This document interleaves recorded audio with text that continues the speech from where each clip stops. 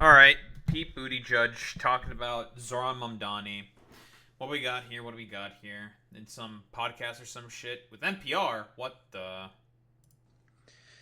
I think that he also, just as a matter of campaign strategy, was omnipresent. He was everywhere. He's going on podcasts. He was doing social media, and so I think a lot of more conventional political operatives. If we're talking about Zohran Mamdani, a lot of the podcasts he would go on to, a lot of the shows were also very local shows, right? Like the Bulwark podcast. He's been on Majority Report before.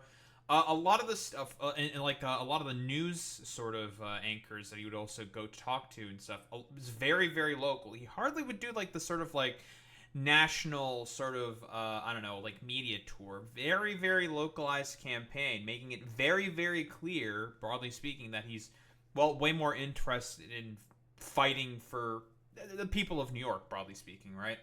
Didn't see him coming. Andrew Cuomo had a more conventional media For campaign sure. And I and think lost. in many ways, he, in addition to the moral disqualifications that went with his history, um, Did Pete Buttigieg endorse Andrew Cuomo? Do we know? Did Pete Buttigieg not run for president? Endorse Andrew Cuomo? No. Well, he's dodging. Okay, cool. Dodging endorsing Mamdani while praising Cuomo, basically. Is that what we're doing? All right. Well, we'll see if that's the case. he just didn't. If anything, he reminded, I think, a lot of people of the status quo. Uh huh. So I think a lot of people are focused on the leftism, the ideological leftism, Mm-hmm. that I think we shouldn't be so surprised that prevailed in a New York Democratic Party primary. Ideological leftism? What the fuck are you talking about? No, Andrew Cuomo is just a dog shit fucking candidate.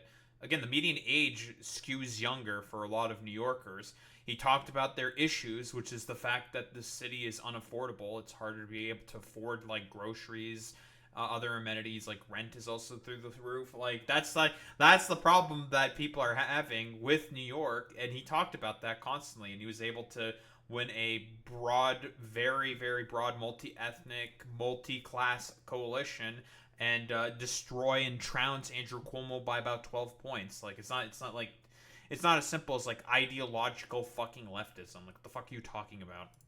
But I think if my party, In fact, like this is stuff that the Democratic Party should be just championing in general. Like as a more liberal party, it's a little strange that we're talking about this as ideological leftism. Oh, it's because in reality these people are fucking conservatives. They're not actually anywhere on the left. party wants to learn lessons from Mamdani's success that are portable to a place like Michigan, where I live, Mm-hmm. it's less about the ideology and more about the message discipline of focusing on what people care about and the tactical wisdom of. Omar Fatah is an already immediate disprover of this, right? He ran basically on the same model that Zohran Mamdani ran under.